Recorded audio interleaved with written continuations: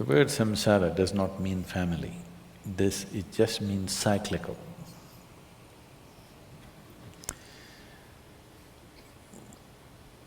Who you are right now is a product of certain cycles.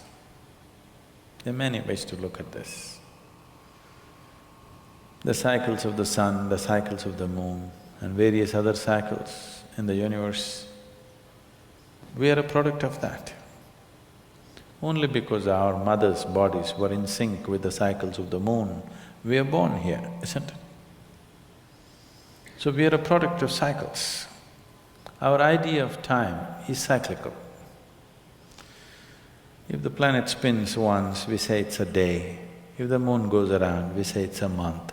If the planet goes around the sun, we say it's a year. Our idea of time itself is cyclical. If it was all like this, going like this, you wouldn't know what is time because there are no markers anywhere. If the planet was just going straight somewhere, would you know what is time? Only because it's in cycles, you're able to decipher as to what is time. You're able to measure a certain length of time. And your life is a certain amount of time, and it is going in cycles because it's a product of this. Solar system is like the potter's wheel which has generated this. So time and the cycles of time, either you can be trapped in the cycles of time or you can ride the cycles of time. If you're trapped in the cycles of time, we say you're in samsara, because life becomes cyclical and it keeps repeating. Psychologically, physiologically definitely there are cycles. The monthly cycles in a woman's body are related to the moon. There are other cycles which are related to the sun, which are not so obvious as the cycles of the moon, but they're happening. If you observe your life carefully, you will see it is cyclical. Same things are repeating themselves in different colors, but same things are repeating themselves over a period of time. You can actually look whether it is 12 years, it's 6 years, it's 3 years, it's happening at some point. If it is happening in very short cycles, you are heading towards a psychological breakdown. If it's happening in long enough cycles, you're just suffering boredom.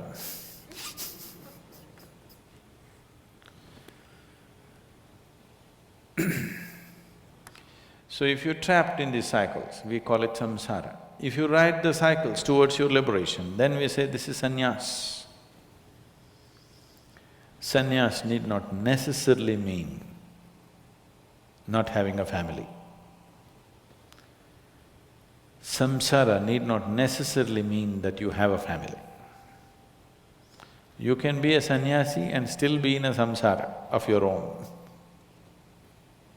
You need not be married. By yourself, you could be wrangled up by yourself. If you get married, extra help you get.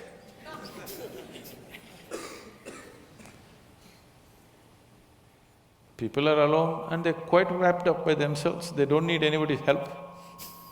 They're doing fine by themselves, their own samsara. Is it happening or no? Single people are in their own samsara or no? They're into their own chakkar going on.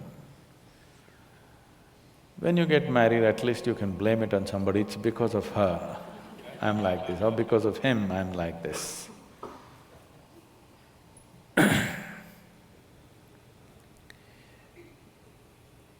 So these words have gotten related to certain aspects of life because generally it's believed that you can be trapped in samsara only when you have a family.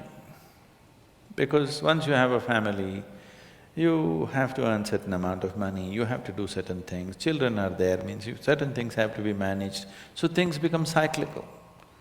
When things are going in cycles, it feels that everything is better organized. If it was not going in cycles, every day is a new day.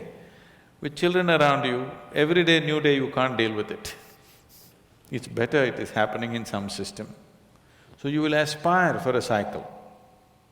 You will not want new things to be happening every day. You want some order, you want some expected things to happen. Surprises look like disasters. This happened one day. Shankaran Pillai was going home. And suddenly he thought, he's done nothing for his wife in the last few years. So, he bought a huge bunch of red roses and went home and knocked on the door. And when she opened the door, with a big grin on his face, he tried to give the roses to her. She just blew up. She just blew away and she said, "You fool, you know since morning the tap has been leaking, the dog has been sick, and the children had a food fight, I've been cleaning the whole place, and now you have the courage to get drunk and come home?"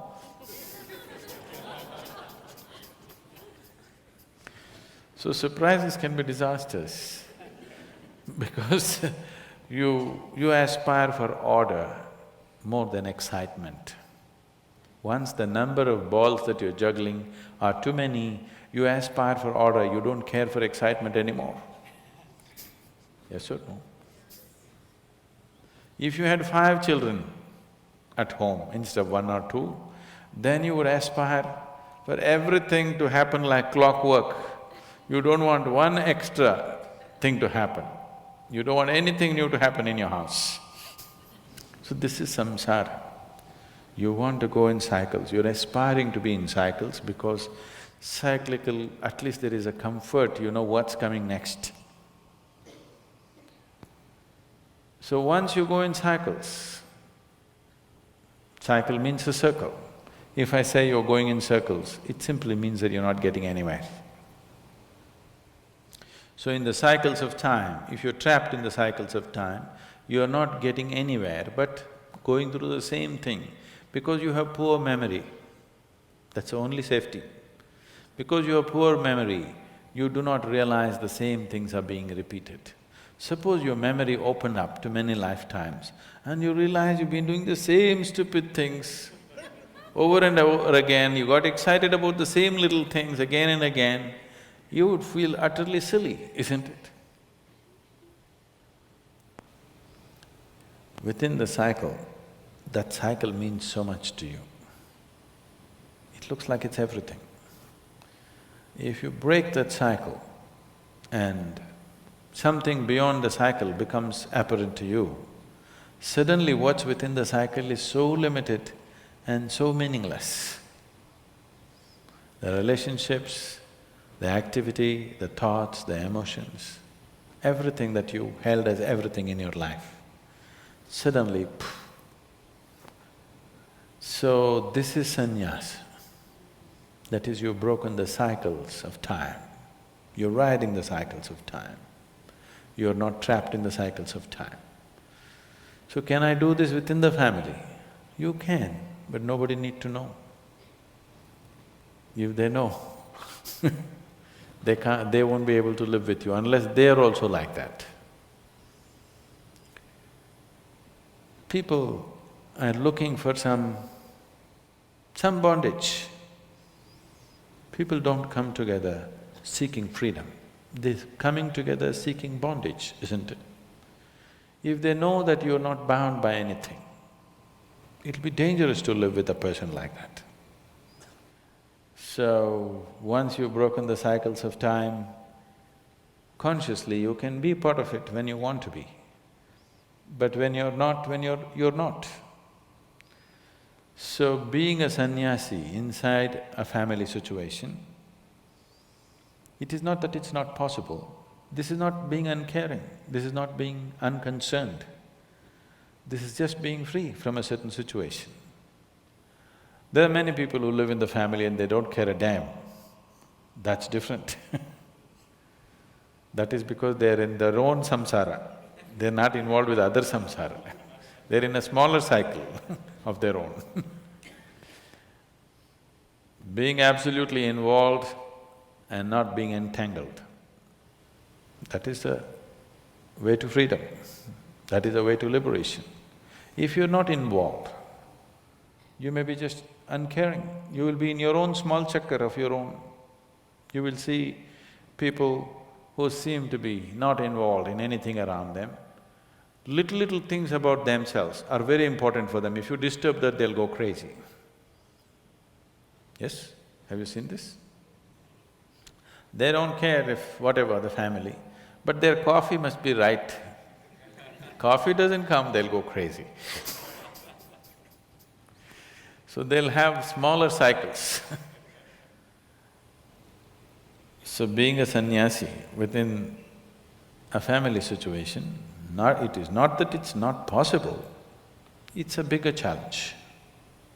If you're a sannyasi by yourself, nobody around you, it's a lesser challenge because you don't have to carry anything with you. When Gautama, the Buddha, was asked, is it good to walk in company or alone? He's a very brutal man. He said, it's better to walk alone than to walk with a fool. He's saying, who else will marry you? You're not getting me. Who else will marry you? Unless he is a fool, why will he be with you? Better to walk alone than to walk with a fool. It's a loaded statement.